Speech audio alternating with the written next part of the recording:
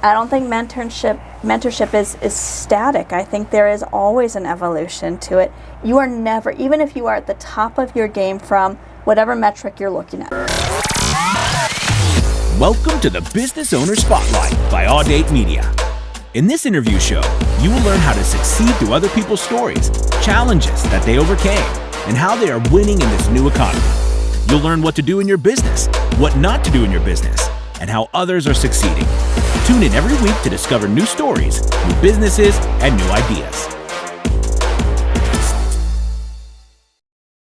Right now, I chair the legislative committee for the Henderson Chamber of Commerce, which represents about 1,800 business members within the southern part of the state.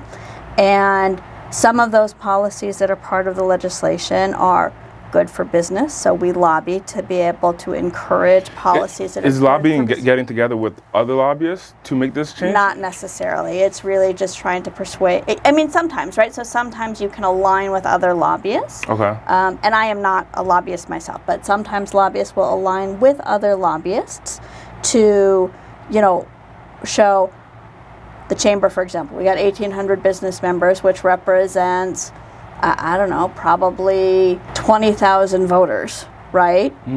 Is it through the employees? How does the 1,800 businesses represent 20,000? Yeah, so they're all businesses and they all have employees. Gotcha, and those, those employees are employed by the business. So you try to encourage policies that are business friendly and laws that end up being business friendly. To influence the leader of the organization to then influence the team? To influence the represented or the elected official, whether it's at the state level an assembly person or a state senator, at the federal level, whether it's a congressperson or a U.S. senator. First of all, I acknowledge you, because that's a bold move to be able to make, to say, hey, I'm going to make some changes in the law.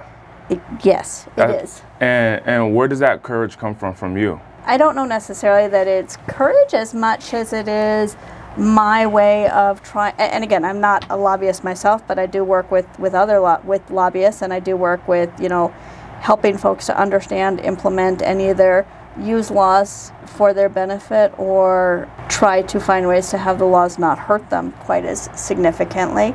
And I guess, and it's part of my practice as a lawyer, it's all about service for me. It's all about community service, and the work that I do with the chamber, that's all volunteer. I don't get paid anything for that. But, as a practicing lawyer and in representing businesses, it is 100% about, this is my community, and I want businesses to, come here, grow, thrive, give back to our community. And the best way that I see doing that is being able to give whatever guidance, direction, protection to those businesses, so that, parlays to some extent in what I do in, sort of civic volunteer stuff. Yeah. But it all works together, and it all flows into what I think is important for our community. So it's clear and evident that you have a big heart. And you're focusing on giving back. Why was your energy focused on the businesses and the small and medium-sized businesses versus, helping a certain charity or just donating to the poor or things of that nature? Why focus on businesses and overall? Well, because if you have a community with strong businesses, then all of those other things rise as well. Okay, so that's like the big domino. Well, I suppose so. And I'm not certain that I went into it with such a grand plan. I would like to say I did, but I'm sure that I didn't. Yeah. So when I first moved to Nevada as a young lawyer without really any experience practicing, through either perseverance or dumb luck, I ended up in a small boutique business firm with two of the best mentors that a person could ever have, who taught me how to practice law. So you received mentorship? Absolutely. Yeah. And quite frankly, at the time, as somebody who was not from Nevada, who didn't have sort of ties or roots here, somebody who was young and somebody who was a woman, without that kind of mentorship, and it was more than mentorship, right? So it wasn't just, here, let me teach you how to do something. It was not only let me teach you how to do something, it was, here, have a seat at the table. And you sit next to me at the table for this meeting, and at the next meeting or the next court appearance or the next, whatever the next one is, you sit there by yourself. Know that I'm in the background, and this is what my mentors had done. No, we're in the background, but you use your own legs to move you forward. We're Okay. here to support you. We're here to bring you in. We're here to support you, and be a part of a team. So it's different than, I think, when people think of mentorship, it is a little more limited or limiting.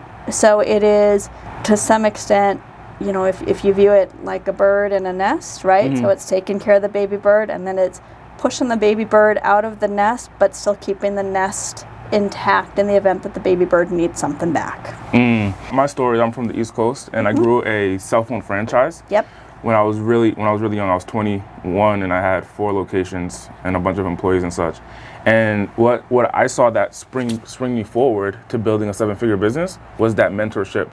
And so I had someone named James who owned 10 stores himself. He grew his business. Now he has like 150 today. But back then, he really showed me the ropes. So in your story, what essentially happened is that they brought you said they sat you next to them at the table, and then shortly after, they're behind you, kind of leaving you to go on your own. At what point does the chain break where you're completely on your own? So, or is there a point? I'm not sure that there ever is, at least in my experience, in my practice. So I came to Nevada. I started practicing. From where, by the way? I went to law school in Southern California. Okay. So I bounced back and forth. I went to school in Massachusetts, so I knew about your sort of. I was born in Boston. I went to Boston University for my undergrad.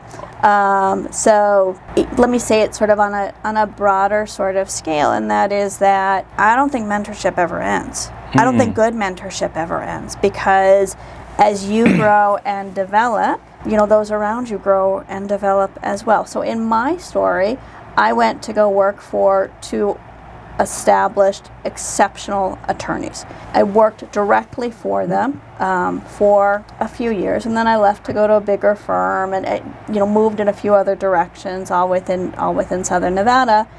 And then of those 2 mentors that I had, one became a judge, and then I went back to that firm and became a partner in the firm with one of the other lawyers who was there. So it was not, became sort of more of a peer relationship as opposed to mentor-mentee. But I don't think, so the formalities of the mentorship, I'm not sure that there were ever formalities, but if you view it that way, the formalities of that kind of relationship definitely changed as I, matured and developed in my abilities. But I will say now, so I started there in March of '94, and I will say that this very morning I spoke with one of those people that brought me up in that sort of scenario. And like I said, the mentors that I have had and the mentor that I try to be, there's not a shelf life to that. There's not an ending to it, because business evolves. Does the relationship change in a way that it's not necessarily mentorship? Like you said, like you had the mentor-mentee, then it became partner. So does the relationship stay the same, or does it change? I think every relationship, personal or professional, evolves, because it has to, right? You can't have a stagnant relationship. I like that, evolves, yeah. Personally or professionally, right? Yeah. So it evolves such that as my confidence and experience grew, then we became more sort of on par, such that I would say in that relationship, I reach out to them to ask, to share, to gain insight, and they reach out to me to ask, to share, to gain insight. I don't think mentorship is static. I think there is always an evolution to it. You are never, even if you are at the top of your game from whatever metric you're looking at, financial metric, power metric, whatever it may be, even if you're at the top of your game, your evolution, your growth, your development is not over. And if it is, you may as well just hang it up, right? Yeah. So, and because of that, the relationships that you have with mentors, colleagues, for me, other lawyers or clients, it is also ever evolving. And I don't think you can or you should pigeonhole it in a way that, you say, I am only a mentor, or I am only a mentee, or I am only, a peer or on parity. I think that it, allow yourself to flow and grow. It develops and evolves in the same way that as individual human beings, we develop and evolve as business owners, there's development and evolution. So, I mean, I can say that with respect to my clients too, many of whom have been my clients for well over 20 years, right? Their businesses, so not just them on an individual level, but their businesses develop and evolve because they have to, right? You cannot keep doing the same thing over and over and over again. Let me ask you this. My attorneys are men, right? And I've been around, when I look at law, I've been around a plethora of men who are in law. What has been some of your challenges being a woman in this world? Like when I think of law, I think of Suits, right? That show. Yeah. And it's like hardcore, like you know, we're not playing around. We're going out to hustle and get it. What has been your experience of being a woman and being in this field? If there's any, you know, mishaps or something you want to share. I mean, certainly over time things evolve, right? So, you know, early in my practice, I was, you know, honey, sweetie, you know, whatever it may be, but people called you honey, sweetie? Yeah. Okay. And from time to time, I suppose it still happens. But let me say this, again, I think this goes back to the kind of relationships that I developed when I was a younger lawyer, and that is, I don't see how I practice law and the influences, the catalysts, the challenges. I don't think that's a man-woman sort of thing. I think that's either you're a skilled lawyer or you're not a skilled lawyer. Either you have a well-developed sense of communication, because to its core, being a lawyer is just about communication. It's communication lawyer to client, it's communication lawyer to lawyer, it's communication lawyer to judge or jury, it's communication as it relates to documents, whether it's contractual or some other transaction. It's all about communication skills. Gotcha. And so there have been all of these studies that, you know, women communicate differently from men. And the amazing women that came into this profession before me had to try to conform how they conducted themselves into a much more masculine arena. Is that so? I could never pretend to be a man. Yeah. I could never.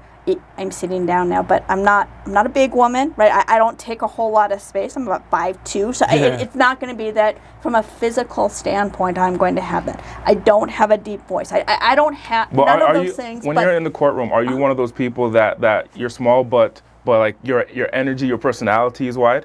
So it's a little hard for me to describe it myself because I'm there and I'm in the moment. But what I can tell you is that I am focused on what I do. It's about my client and it's not about me.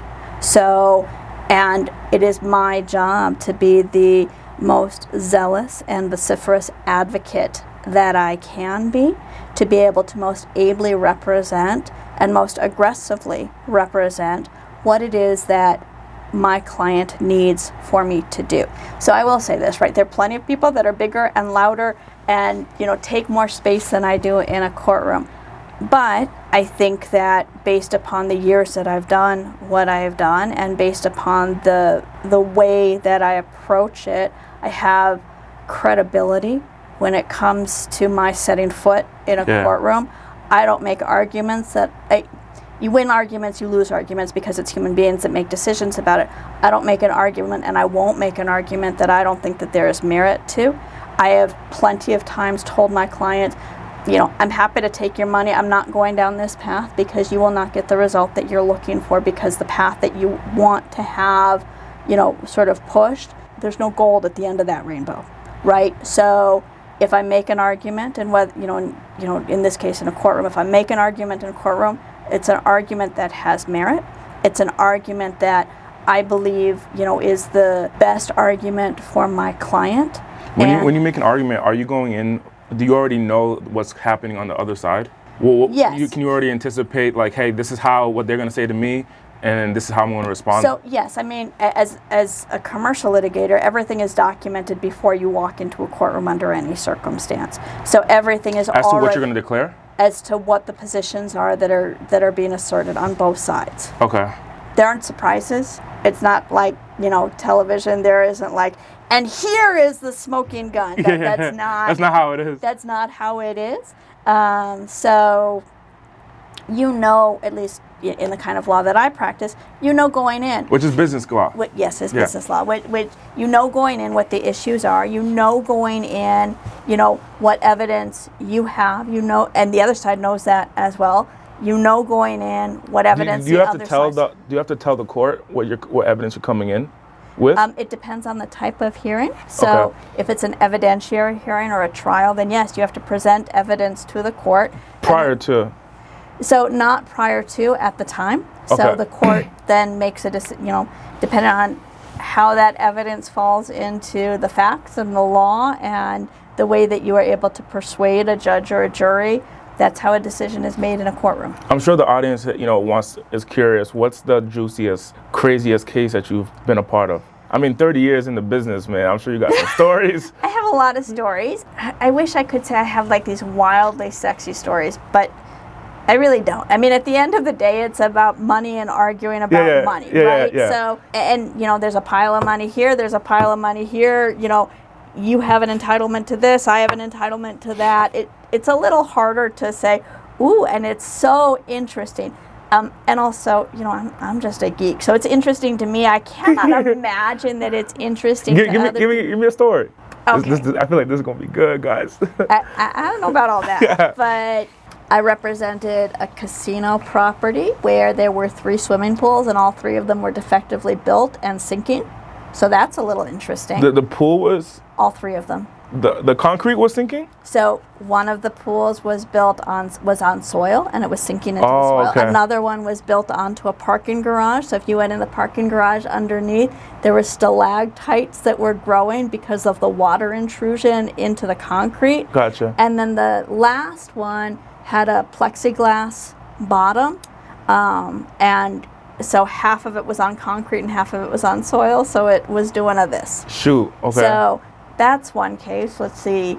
Another one, I had some cannabis clients who they owned a distribution license and got into an argument about who was entitled to what amount of money, and all sorts of interesting and personal things came out about how they gathered their money and how it is that they were ultimately, putting money in and taking money out. Yeah, mostly it's about dollars. It's about money, right? That's what it comes down to. So, and I've done, plenty of the businesses I think are in more interesting sectors. And so I like that. And that's the part that I think, sort of is my strongest or happiest kind of place with it, is learning about and being a participant in businesses and how it is that businesses can protect themselves and further grow themselves. I'm glad that you went into that. So I have 2 streams of our business. One is that this is my passion, teaching entrepreneurs how to start, grow, and scale their business. Yep. And the other portion is that we'll do done-for-you services through our marketing firm. So majority of our audience that's going to watch this is going to be starters, people who are starting their business years 0 to 6 in their business, so they just growing their business. What words of wisdom do you have for them to protect themselves earlier on? Sure. So I think from the very beginning, making sure that you have your business in the proper entity. So whether it's a corporation or an LLC, or partnership or sole proprietorship, neither of which I would ever recommend. Partnership? Not ever. Really? Not ever. Even a 5149? Not as a partnership. Certainly you can have a within an LLC, you can have multiple people within the LLC who I think probably would call themselves partners, but that's not a partnership from a legal standpoint. Really? Okay. Or within a corporation where you could have a shareholder that's at 51% and another shareholder that's at 49%, or you can have multiple shareholders. But I would never, ever, ever advise for a partnership. Because the partnership says that it's 50-50? That's not the reason that I wouldn't advise it. If you're in a general partnership, so not in an LLC or in a corporation, so let's say you and I go into business together and we're general partners, okay? Whether it's 50-50, whether we decide it's 90-10, that part is a little less relevant for purposes of this conversation. I'm liable for what you do and you're liable for what I do. And you can bind the partnership and me without my knowledge or consent, or I can bind the partnership without your knowledge and consent. you never want to have a general partnership. So what you want to have then is a contractual agreement between two entities? No, you want to create an LLC or a corporation. Within an LLC, you'll want to have an operating agreement, and the operating agreement will set forth rights and responsibilities of the owners of the LLC, but also protects your personal assets from the business liabilities. With a general partnership, your personal assets are at play. Oh, is it like essentially like the sole proprietorship with two people? Yep. Is that what? Okay. Yes, except that it's a little bit more dangerous, because then I can do something and jam up your personal assets. Really? Yes. Oh, wow. Okay, that's huge right there.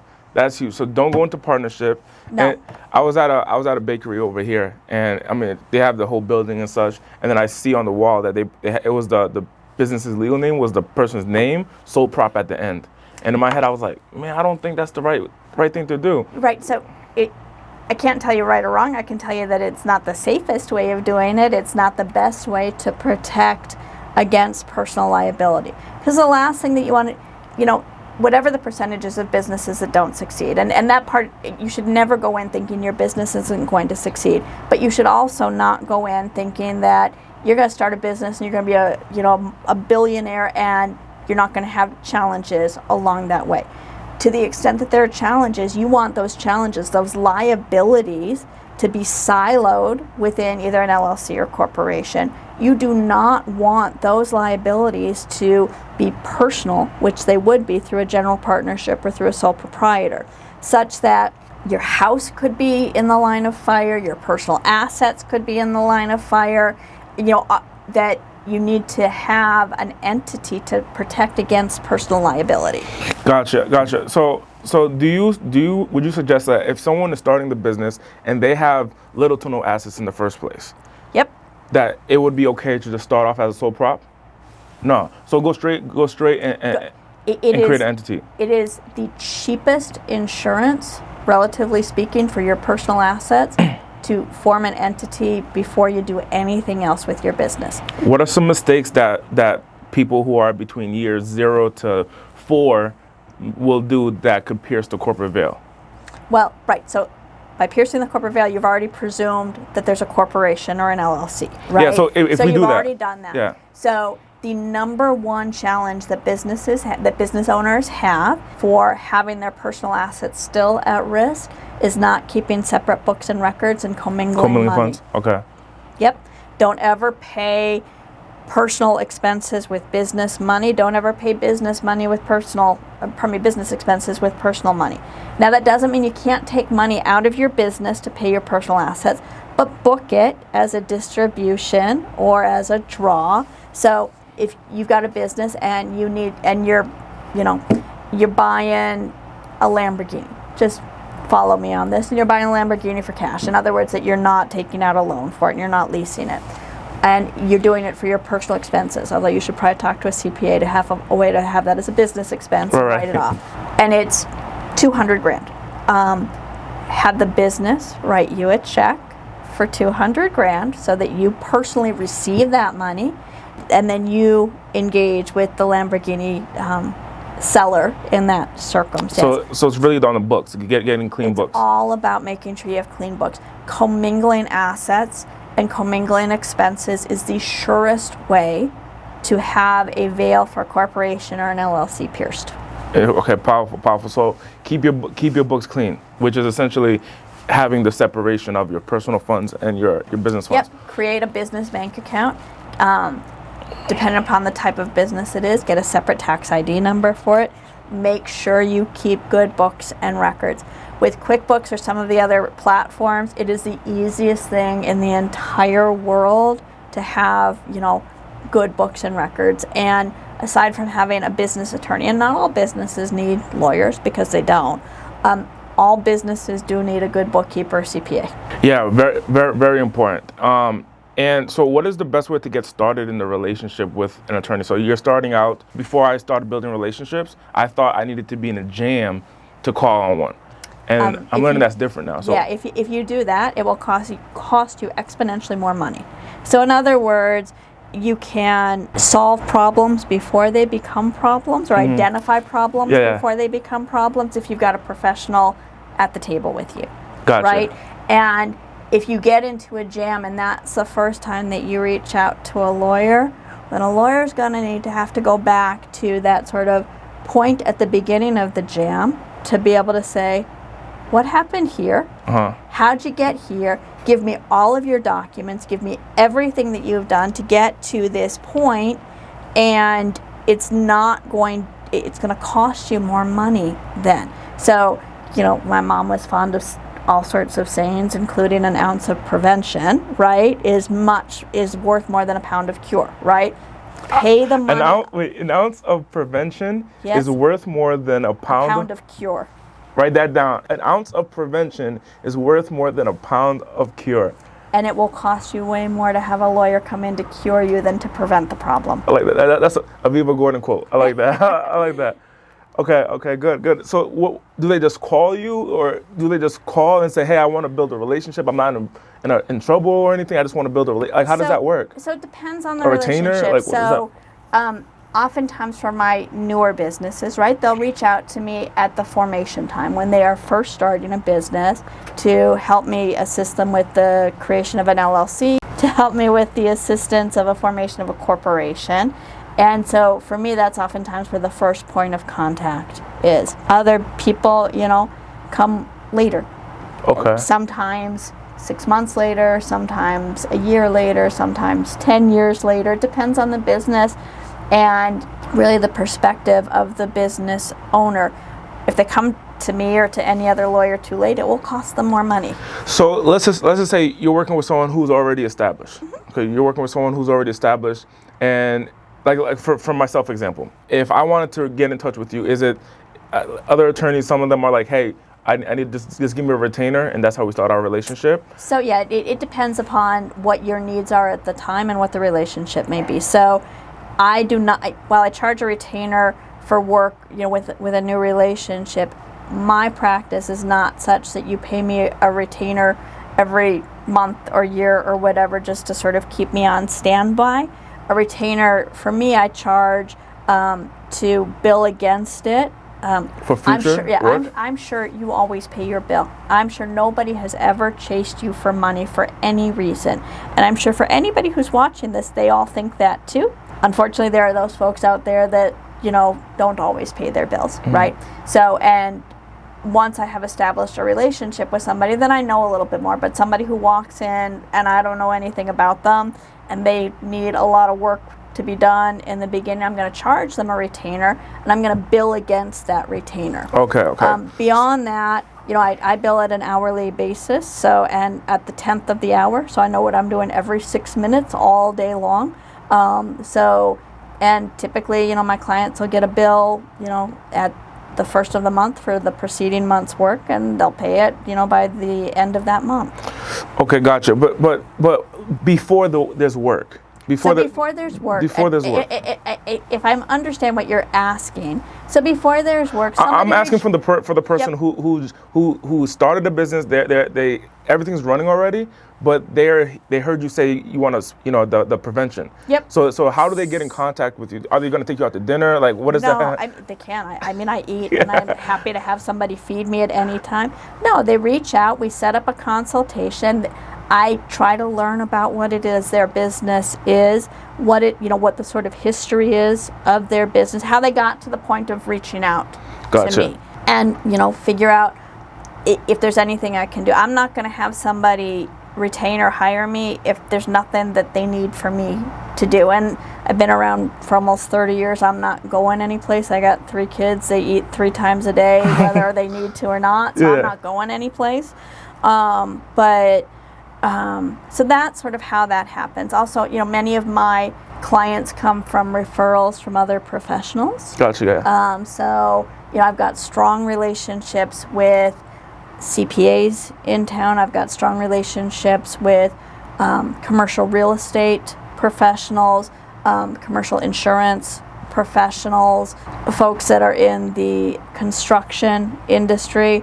And I suppose one of the benefits of my relationships with them is, first, I get referrals from them, but more importantly, from my clients, there is like a network. There's a network, and I won't refer somebody to another professional unless I know the quality of the work, unless I know the integrity of what they do. So when my clients, come to me, they get not only me, but they get my universe of other professionals. I mean, I don't get anything for that except that knowing that my clients are well placed.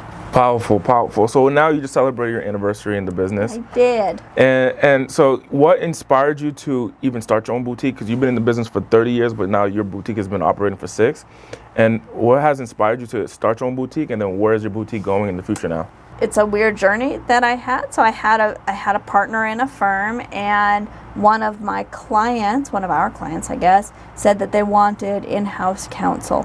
And I said, I'm not leaving my firm to just work for you. Yeah. I said it nicer than that, but that's essentially what I said. I said, I have other clients and I want to continue to, provide for those other clients. I said, you can do that too. So come in-house and have your own clients.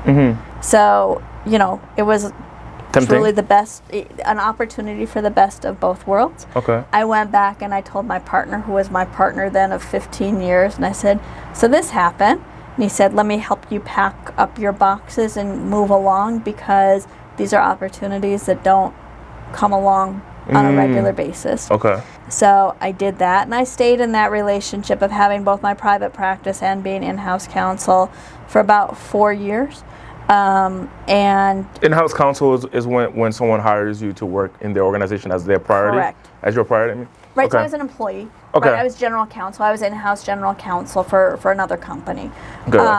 That relationship changed, and I stopped doing that about 2.5 years ago, and really had the opportunity to focus on my both existing business clients and growing that practice as well. I also had the opportunity, and I think you take whatever comes in your direction. It can either be a challenge or an opportunity, right? So the pandemic hit, a little over a year ago. And as a business lawyer, primarily, working with small and medium-sized businesses, at the beginning of the pandemic, nobody knew what was going to happen. As everything was shut down, I had concerns. Are the businesses going to survive? And if the businesses don't survive, how am I going to survive, right? Thankfully, I have not had a client that shut its doors at all as a result of the pandemic. Powerful. Good. Nevertheless, I pivoted a bit to also start doing estate planning within my practice. So our primary focus within estate planning, I mean, we do it for general purposes as well, but for business owners, because business owners have unique portfolios. So you take that sole proprietor you were talking about a few minutes ago, right? So you have a sole proprietor, and assuming that sole proprietor has no estate planning, right? Sole proprietor dies, the business dies with the sole proprietor. Yeah. And assuming that sole proprietor is the sole breadwinner for his or her family, there's no business left. And there's no estate to be able to pass on. So the idea of creating a legacy through starting a business and improperly setting it up or structuring it is actually hurting your legacy if you don't have it set up correctly. It will destroy you. You will not have a legacy. If you don't set your business up properly, and if you don't have sufficient estate planning, then there will be no legacy. It's unfortunate, and for those people that set up businesses for the purpose of legacy, right? For, whether it's keeping the business in the family from a multi-generational standpoint and having some of the multi-generational assets passing, if you don't set things up appropriately, you have defeated the purpose completely. Wow. So this is why it's important to start the relationship with someone like yourself early on, to share the intentions behind it rather than going on your own. Because if that person down the road who's trying to create a legacy structures their business improperly, then it's not going to be a legacy for them. Correct. And so and it doesn't matter where you are in your life, because you never know what's going to happen, right? So you're 25 and you're healthy and you think you've got, this very long runway before you have any sort of issues, right? So, and maybe you will live for a really long time and your business will thrive. But maybe there is an accident, Yeah. You can't anticipate that. Uh-huh. And for younger business owners, their passing or death isn't as much the issue as disability is their issue.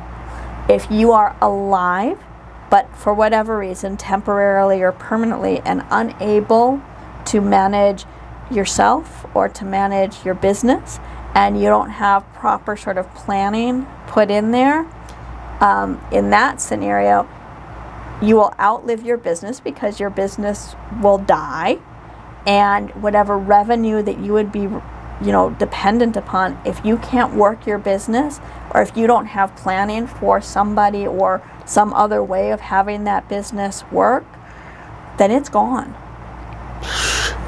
And right, I'm the doom and gloom girl, right? I'm the person that scares the crap out of everybody.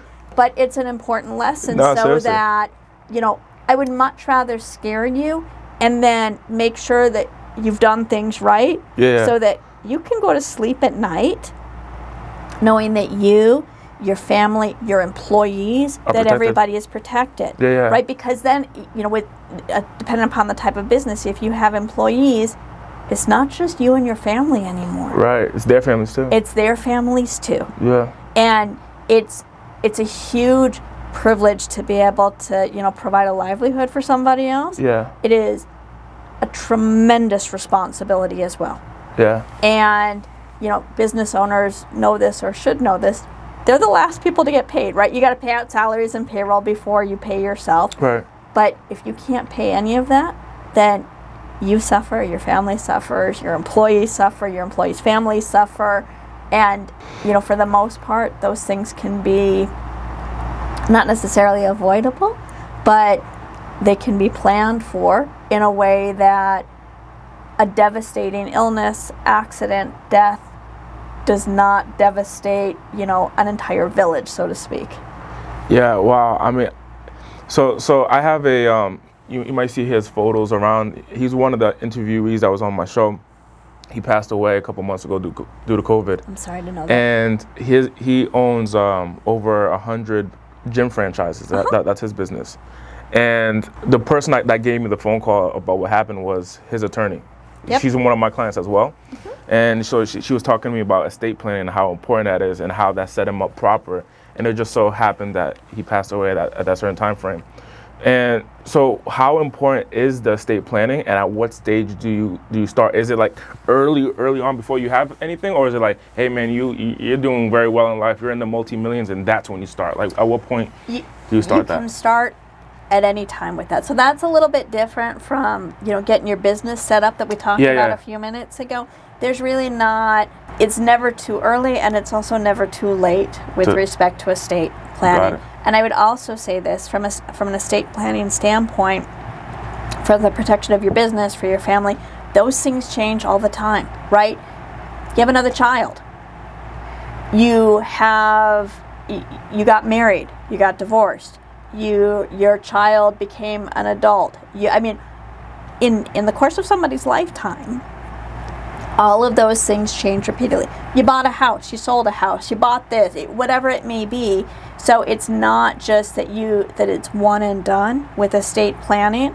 A good estate planning practice will reach out. What we do is every 3 to 5 years, we reach out to our clients if we haven't heard from them to say, what's changed? How do we need to update your documents? How do we need to make sure to protect you? Right? How do we need to make sure that now that you've got 5 rental properties, that the rental properties are properly protected so you can avoid probate with them? This is definitely powerful. It opens up the perspective of entrepreneurs who are starting and growing to really put themselves in a position not to just call when they're in trouble. If they're in trouble, call ahead of time, build a relationship to ultimately protect yourself. That's what I'm seeing in a relationship with you, is to protect yourself from the start of your business, even after you're gone in the business. Sure. You can come in to support and protect. Right, and as you're looking for exit strategies within your business as well. So, you've had the business for a while, there's value to the business, and you're looking to sell some or all of your business. Or you're looking to change the relationship with employees so that employees have a little bit of skin in the game, some equity within the business. That is a vital part as well or you're looking to sell the business as a whole, or there's a lot of exit strategy and planning that should be done. I suspect that many of the people that you work with and talk to are not just exclusively entrepreneurs, but they're serial entrepreneurs, right? Mm-hmm. So to be able to go from one step to the next step and make sure that if you're closing a door, you're properly closing the door before you open the next one. I like that. So now what's next with the boutique, with Gordon Law LV? What's next? Oh, I've been doing this a long, long time, and I love what I do. And I love having the opportunity to work with really business owners at every level, right? So those that are just starting and those that have been doing it for a long time. And I like getting my fingers in every part of their business to make sure that they understand what's happening and the best ways to protect themselves. Are you aggressively growing now, or is it like, hey, I already have my base of clients, I'm pretty good right now, I'm pretty steady? I have been really, really blessed. I have, always had the right amount of work to do at the right point in my life. At any given moment, I think, could grow a little bit more, and then think, I'm right on the edge of capacity, but I'm able to sort of keep it the way that it is. But yes, we are actively growing. So, I have increased my staff significantly over the course of the past couple of years. So in the estate planning arena, we have a dedicated estate planning coordinator, and so she is there from the very beginning to the signing of documents to make sure that nothing is left on the table about that everything is properly addressed. And within our team, I think one of the things that I've always strived to do is to make sure that there is sufficient personal attention, right? So you can go to a bigger law firm and there are plenty of bodies that are there, but you don't have sort of the quarterback. You don't have the one person who's going to organize and manage everything that you need. And I think that's one of the ways that Gordon Law distinguishes itself from some of our colleagues and peers, that I am 100% involved in everything that's done for a client. Powerful. So like you know your clients very well. And I do. I know my clients. I know their situations. I know what their goals are. I know what their fears are. I know their family members. I know what I have been really intricately involved in growing their businesses and being a part of their team. And as an outside business lawyer, that's a very unique, and it is a very special relationship that I develop with my clients. I acknowledge you, Avivva, for what you're creating here. Being new to Henderson, you already make me feel at home, right? And I can only imagine the people you've been serving for the last 30 years in your businesses. It's honestly, it has been my absolute privilege. I love that I get invited in for things, and I love that people, empower me with the trust that they do, to know that I will always have their best interests in mind. If they come to me with an idea that is dangerous or reckless, I will absolutely say, nope, you're not doing that. Yeah. And, this is not the right thing for you to do. And, as a lawyer, oftentimes, and unfortunately, I have the job of saying, this is not the right thing for you to do. And it affects somebody's dream, right? They come in and they say, I've got this great idea, and I'm going to do this, and I'm going to build this way. And entrepreneurs are amazing about this because they're big thinkers and they're dreamers, and they have like this great idea.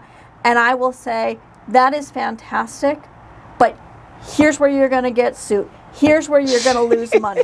Here's where the government's going to shut you down. Damn. And I am a dream killer for those purposes.